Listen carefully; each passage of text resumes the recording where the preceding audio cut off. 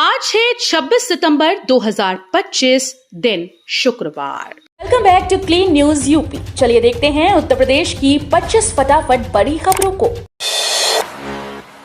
नवरात्र पर सीएम योगी का बड़ा तोहफा, छात्रों को मिलेगी समय से पहले छात्रवृत्ति। फरवरी मार्च में मिलने वाली छात्रवृत्ति अब छात्रों को नवरात्र के अवसर पर ही मिल जाएगी। मुख्यमंत्री योगी आदित्यनाथ 26 सितंबर को लखनऊ के इंदिरा गांधी प्रतिष्ठान में 4 लाख से अधिक छात्र छात्राओं को छात्रवृत्ति वितरित करेंगे। पिछड़ा वर्ग राज्य मंत्री नरेंद्र कश्यप ने बताया कि अब ये छात्रवृत्ति हर साल समय से पहले सितंबर में ही उपलब्ध होगी।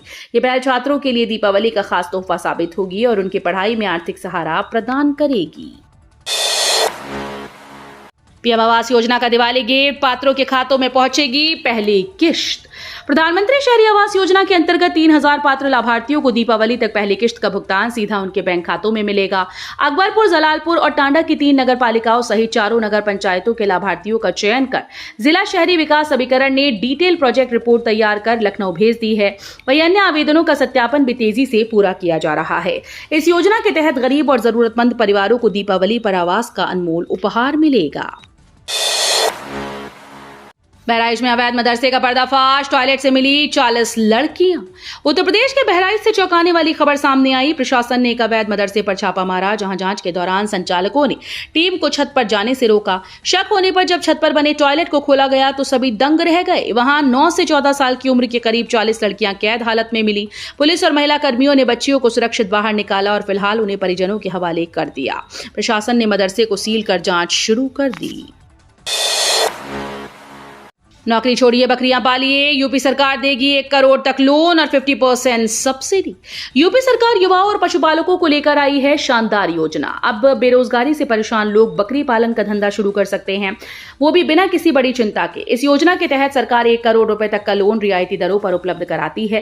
खास बात यह है कि कुल लागत का 50% तक खर्च सरकार खुद उठाएगी, यानी आधा खर्च सब्सिडी के रूप में मिलेगा। ये सुविधा 100 से 500 बकरियों की यूनिट पर लागू होगी। योजना से युवाओं को रोजगार और पशुपालकों को आर्थिक मजबूती मिलेगी। बेटी के जन्म पर मिलेगा 50,000 का बॉन्ड, यूपी सरकार की भाग्य लक्ष्मी योजना। उत्तर प्रदेश सरकार ने बेटियों के जन्म पर बड़ा फैसला लिया है। गरीब परिवारों की बच्चियों के लिए शुरू की गई भाग्य लक्ष्मी योजना अब उनके भविष्य को सुरक्षित बनाएगी। जैसे ही घर में बेटी का जन्म होगा, सरकार उनके नाम पर 50,000 रुपए का बॉन्ड देगी। ये बॉन्ड 21 साल की उम्र में 2 लाख रुपए बन जाएगा। साथ ही मां को तुरंत 5100 रुपए की राशि मिलेगी ताकि बच्ची की अच्छी परवरिश हो सके।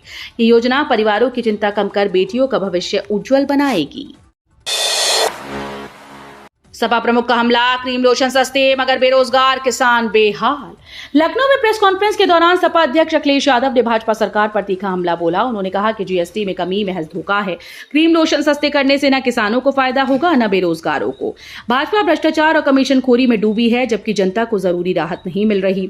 जातीय रैलियों पर रोक को उन्होंने आरक्षण खत्म करने की साजिश बताया। आयलाक मोहम्मद मामले को संवेदनशील बताते हुए अखिलेश ने कहा, जड़ तक जाना जरूरी है। एक तीर से 3 शिकार, अखिलेश का 8 अक्टूबर का रामपुर मिशन। समाजवादी पार्टी अध्यक्ष अखिलेश यादव 8 अक्टूबर को रामपुर जाएंगे और सपा नेता आजम खान से मुलाकात करेंगे। सीतापुर जेल से छूटने के बाद आजम पहली बार रामपुर लौटे हैं और अब अखिलेश उनसे सीधे उनके घर पर मिलेंगे। इस मुलाकात को सपा की बड़ी रणनीति माना जा रहा है। दरअसल अखिलेश पीडीए यानी पिछड़ा, दलित और अल्पसंख्यक फॉर्मूले को फिर से मजबूत करना चाहते हैं। आजम खान से मीटिंग कर वे अल्पसंख्यक वोटर्स को साफ संदेश देंगे कि सपा उनके साथ मजबूती से खड़ी है। फर्जी डिग्री से नौकरी पाने वाले 22 शिक्षक बर्खास्त, अब सैलरी की होगी वसूली। उत्तर प्रदेश में राजकीय माध्यमिक विद्यालयों की भर्ती से जुड़ा बड़ा मामला सामने आया। 2014 में आजमगढ़ मंडल में निकली भर्तियों में 22 शिक्षकों ने फर्जी दस्तावेजों के आधार पर नौकरी हासिल की थी। सत्यापन में गड़बड़ी पकड़े जाने के बाद शिक्षा विभाग ने पिछले माह सभी को बर्खास्त कर एफआईआर दर्ज कराने और सैलरी वसूली के आदेश दिए। अब इनमें से कुछ शिक्षक राहत पाने के लिए हाईकोर्ट पहुंच गए हैं। इस कार्यवाही से शिक्षा विभाग में हलचल है। रेलवे का ड्रोन इनोवेशन और पूर्वांचल को मिला टेक्नोलॉजी पार्क का तोहफा। भारतीय रेलवे ने पर्यावरण संरक्षण की दिशा में उठाया अहम कदम है। उत्तर मध्य रेलवे ने सूबेदारगंज स्टेशन पर ड्रोन से सौर पैनल की सफाई की शुरुआत की है। 10 लीटर पानी की क्षमता वाला ये ड्रोन सैटेलाइट और जीपीएस रिमोट से नियंत्रित होता है। 22 मिनट तक लगातार काम कर सकता है। पूर्वांचल के युवाओं के लिए बड़ी खुशखबरी है। पिंडरा में 200 करोड़ रुपए की लागत से टेक्नोलॉजी पार्क बनाया जाएगा, जहां सुई से लेकर हवाई जहाज तक बनाने का प्रशिक्षण मिलेगा। गोरखपुर एम्स में मेडिकल ऑफिसर भर्ती, 96 डॉक्टर्स का होगा इंटरव्यू। गोरखपुर एम्स में मेडिकल ऑफिसर बनने का मौका है। 3 पदों पर भर्ती के लिए 96 डॉक्टर्स को साक्षात्कार के लिए बुलाया गया। ये इंटरव्यू 29 और 30 सितंबर को होगा।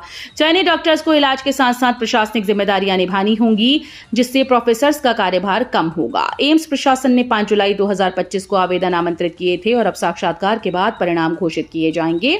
इस भर्ती से मरीजों को बेहतर स्वास्थ्य सुविधाएं मिलेंगी। बरेली से नए मार्गों पर दौड़ेंगी एसी स्लीपर बसेस, यात्रियों को मिलेगी बड़ी राहत। दीपावली और छठ पूजा पर यात्रियों को बड़ी सौगात मिलेगी। रोडवेज बरेली से 15 नए अंतर्राज्यीय मार्गों पर एसी और स्लीपर बस सेवाएं शुरू करने जा रहा है। निजी ट्रैवल एजेंसी से मिल रही चुनौती का मुकाबला करने के लिए रोडवेज ने बेड़े का विस्तार तेज कर दिया। हाल ही में 20 नई एसी बसेस मिलने के बाद बरेली परिक्षेत्र में इनकी संख्या 52 हो गई। दीपावली से पहले 4 वॉल्वो और 4 एसी स्लीपर बसेस जुड़ेंगी। इससे यात्रियों को आरामदायक सुरक्षित यात्रा मिलेगी। वाराणसी में प्रॉपर्टी का सुनहरा मौका। वाराणसी में जमीन में निवेश करने का ये सही समय है। गंजारी इलाके में 2026 तक अंतर्राष्ट्रीय क्रिकेट स्टेडियम तैयार हो जाएगा, जिससे आसपास की जमीनों की कीमतें तेजी से बढ़ेंगी। यहां वर्तमान में प्लॉट 30 से 40 लाख रुपए प्रति बिस्वा तक मिल रहे हैं और अगले 1 से 2 सालों में 30 से 40% तक रिटर्न मिलने की संभावना है। इसके अलावा शिवपुर बाबतपुर रोड के बीच भी निवेश का शानदार मौका है, जहां 1000 स्क्वायर फीट का प्लॉट 20 से 35 लाख रुपए में उपलब्ध है। यूपी में गरबा और दुर्गा पूजा में माहौल खराब करने वालों की अब खैर नहीं। उत्तर प्रदेश में नवरात्र के बीच गरबा और दुर्गा पूजा के आयोजनों को लेकर माहौल गर्म है। हिंदू महासभा ने आरोप लगाया कि गैर धर्म के लोग ऐसे कार्यक्रमों में आकर माहौल बिगाड़ने की कोशिश करते हैं। इसी को देखते हुए अखिल भारत हिंदू महासभा ने 2 हेल्पलाइन नंबर जारी कर दिए हैं। संगठन का कहना है कि किसी भी आयोजन में गड़बड़ी करने वालों के खिलाफ तुरंत कार्रवाई होगी और आयोजक इन नंबरों पर मदद मांग सकते हैं। प्रवक्ता शिशिर चतुर्वेदी ने कहा कि अराजक तत्वों पर सख्त नजर रखी जाएगी। हाईकोर्ट का बड़ा आदेश, भूमि अधिग्रहण का मुआवजा अनुकंपा नहीं, किसानों का अधिकार है। इलाहाबाद हाईकोर्ट ने कहा कि भूमि अधिग्रहण का मुआवजा किसानों का अधिकार है, अनुकंपा नहीं। पिछले 4 दशकों से मुआवजे की मांग में हो रही सरकारी देरी को अदालत ने गंभीर चिंता का विषय बताया।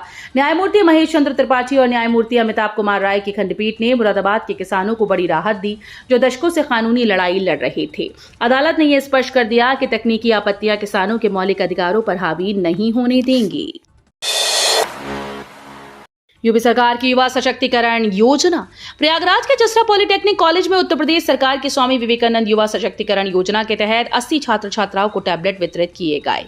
कार्यक्रम में विधायक 12 डॉक्टर वाचस्पति ने छात्रों को संबोधित करते हुए कहा कि वर्तमान डिजिटल युग में तकनीक और शिक्षा का गहरा संबंध है। टैबलेट मिलने से छात्र ऑनलाइन कक्षाओं, ई बुक्स, डिजिटल नोट्स और विभिन्न शैक्षणिक पोर्टल्स का लाभ उठा पाएंगे। अयोध्या मंदिर दर्शन जल्द शुरू, श्रद्धालुओं को मिल सकते हैं 2 घंटे।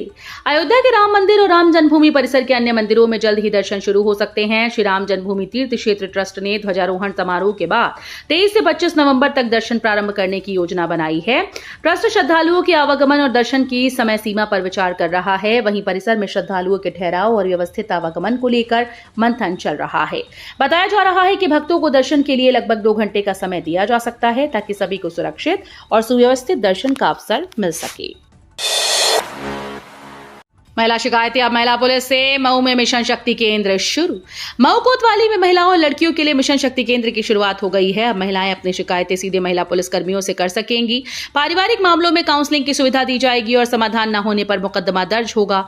वहीं अरौल थाने की नई बिल्डिंग 7.19 करोड़ रुपए में बनेगी, जिसमें पहली किश्त 3.59 करोड़ रुपए जारी कर दी गई।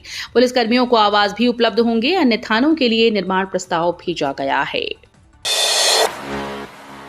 पीएम मोदी का यूपी आईटीएस 2025 उद्घाटन। यूपी में विकास के नए आयाम। प्रधानमंत्री नरेंद्र मोदी ने ग्रेटर नोएडा में यूपी आईटीएस 2025 का उद्घाटन किया और उत्तर प्रदेश को अद्भुत संभावनाओं से भरा राज्य बताया। उन्होंने नेक्स्ट जनरेशन जीएसटी सुधार को ऐतिहासिक करार देते हुए कहा कि ये उपभोक्ताओं को राहत और व्यापार को नई ऊर्जा दे रहा है। मोदी ने निवेशकों से यूपी में निवेश करने की अपील की और आत्मनिर्भरता पर जोर दिया। उन्होंने कहा कि जीएसटी सुधार आम परिवारों की जेब में हर महीने बचत का जरिया बन रहे हैं, जो भारत की विकास गाथा को और मजबूत करेंगी।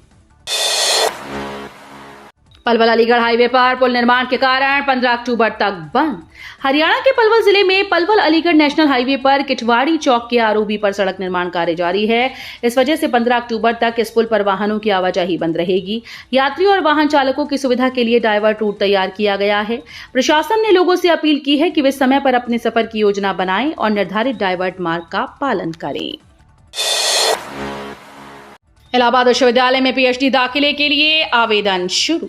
इलाहाबाद विश्वविद्यालय ने शैक्षणिक सत्र 2025-26 के लिए पीएचडी में दाखिले की प्रक्रिया शुरू कर दी। इस साल पहली बार पीएचडी प्रवेश के लिए यूजीसी नेट स्कोर को आधार बनाया जाएगा। इससे पहले दाखिला संयुक्त शोध प्रवेश परीक्षा के आधार पर होता था। इच्छुक उम्मीदवार ऑनलाइन आवेदन कर सकते हैं। आवेदन की अंतिम तिथि 22 अक्टूबर है। कुल 873 सीटों पर दाखिला होगा, जिसमें से 534 विश्वविद्यालय परिवार और 339 संबद्ध कॉलेजेस में हैं। कुल 43 विषयों में ये प्रवेश उपलब्ध होगा। जीएसटी ने पूरे किए सपने, गोरखपुर सांसद रवि किशन का खास अंदाज। गोरखपुर सांसद और अभिनेता रवि किशन का सोशल मीडिया पोस्ट इन दिनों चर्चा में है। उन्होंने एक्स पर एक तस्वीर साझा की, जिसमें बाइक पर बैठी महिला 43 इंच का स्मार्ट टीवी हाथ में लिए दिखाई दे रही है। पोस्ट के साथ संसद ने लिखा कि जीएसटी दरों में कमी से त्योहारों में आम परिवारों के सपने पूरे हुए हैं। इससे पहले वे सीएम योगी आदित्यनाथ के साथ जीएसटी रिफॉर्म के समर्थन में पदयात्रा करते नजर आए थे। भाजपा का मानना है कि जीएसटी दरें घटने से त्योहारों में आम जनता को बड़ी राहत मिलेगी। अयोध्या में मस्जिद निर्माण पर रोक, विनय कटियार ने मुसलमानों को छोड़ने की बात कही। भाजपा नेता और पूर्व सांसद विनय कटियार ने अयोध्या को लेकर विवादित बयान दिया। उन्होंने कहा कि मुसलमानों को जल्द से जल्द अयोध्या छोड़ देना चाहिए और इस शहर में किसी भी मस्जिद के निर्माण की अनुमति नहीं दी जाएगी। कटियार का ये बयान धन्नीपुर मस्जिद योजना की अनापत्ति प्रमाण पत्र न मिलने के संदर्भ में आया। बाबरी मस्जिद के पक्षकार इकबाल अंसारी ने प्रतिक्रिया देते हुए कहा कि अगर उन्हें मारकर अयोध्या से भगाया जाएगा तो उन्हें भागना ही पड़ेगा। उन्होंने मुस्लिम समुदाय के लिए प्रस्तुत नक्शे को भी स्वीकार्य नहीं बताया। रोजगार दो, सामाजिक न्याय दो, आपकी सरयू संगम पदयात्रा की तैयारी। आम आदमी पार्टी उत्तर प्रदेश के प्रभारी और राज्यसभा सांसद संजय सिंह के नेतृत्व में 31 अक्टूबर से सरयू से संगम तक पदयात्रा निकाली जाएगी। ये पदयात्रा 15 नवंबर तक चलेगी और इसमें प्रदेश के पदाधिकारी कार्यकर्ता हिस्सा लेंगे। सांसद ने कहा कि उत्तर प्रदेश का युवा रोजगार की मांग कर रहा है, लेकिन उसे पेपर लीक जैसी समस्याओं का सामना करना पड़ रहा है। लेखपाल, शिक्षक, सिपाही, दरोगा भर्ती में भ्रष्टाचार की बात उठाते हुए संजय सिंह ने युवाओं से इस पदयात्रा में बढ़ चढ़कर हिस्सा लेने का आग्रह किया।